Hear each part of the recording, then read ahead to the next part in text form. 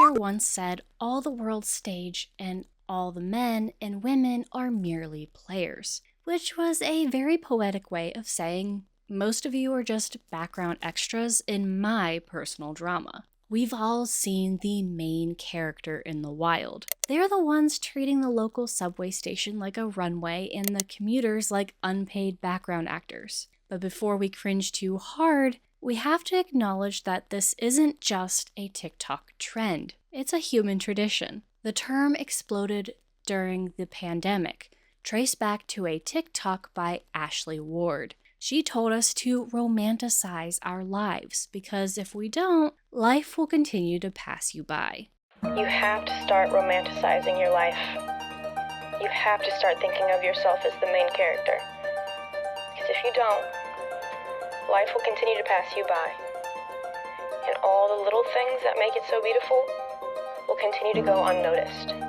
So take a second and look around and realize that it's a blessing for you to be here right now.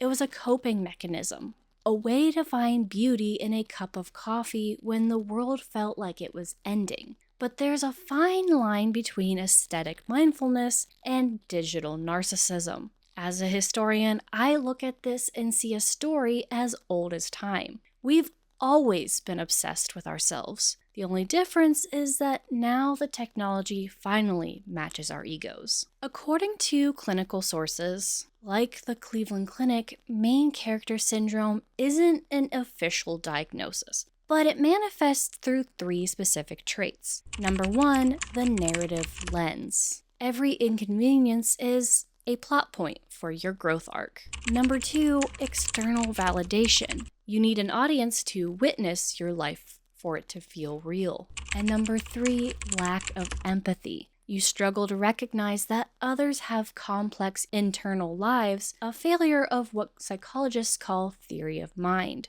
This main character syndrome is often a defense mechanism against anomie, the feeling of being a nameless cog in a massive machine. If you're the main character, you aren't just user number 4829. You're the star. But as we've seen with influencers getting mad at people walking through their shots, this can turn into the quote-unquote villain era real fast. When you view others as NPCs or non-playable characters, they aren't people, they're just moving scenery. You think social media invented the moody protagonist? Please. History is a graveyard of people who thought the sun rose just to see what they were wearing. Let's talk about the man who practically invented the moody selfie 200 years before the front-facing camera, Lord Byron. In the early 19th century, Byromania was the Regency version of stan culture. Byron created a persona, the Byronic Hero, and then lived his life as if he were that character. The vibe? Think of your favorite morally gray protagonist, brooding, isolated, intellectually superior, and dangerous to know. You might even say he was the original content creator, in that Byron didn't just write these characters, he marketed himself as one. He wore flowing open collars and leaned into scandal because he knew it would drive engagement. And then we have connection. Byron realized that vulnerability is a performance. When you post a video of yourself crying to a specific song, you're performing a Byronic moment. The danger, as Byron found out, is that the mask eventually eats the face. If you only exist for the audience, what happens when the poets stop watching? Now, Byron gave us the template, but the 20th century gave us the factory. Enter old Hollywood. Before the 1920s, actors weren't stars, they were employees. But then, studios like MGM and Paramount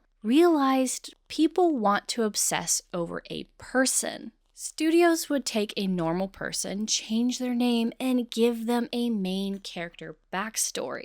Joan Crawford or Humphrey Bogart weren't allowed to be seen in public unless they were in character. This was the first time romanticizing your life became a professional requirement. This is also the time where we internalized the gaze, the idea that movies are filmed as if the audience is watching. Today, we've turned that gaze on ourselves. We aren't just living, we're filming ourselves living as if an invisible audience is constantly judging our performance. For 100 years, being the main character was a gate-kept privilege, but the smartphone handed the divine right of kings to everyone with a data plan. The problem is, our brains aren't evolved for this. In a small group in the past, being the center of attention was rare. Today, the algorithm makes us feel like the leader of a group of 50,000, but when we put the phone down, we're still just sitting in our sweatpants. This leads to the Byronic Crash,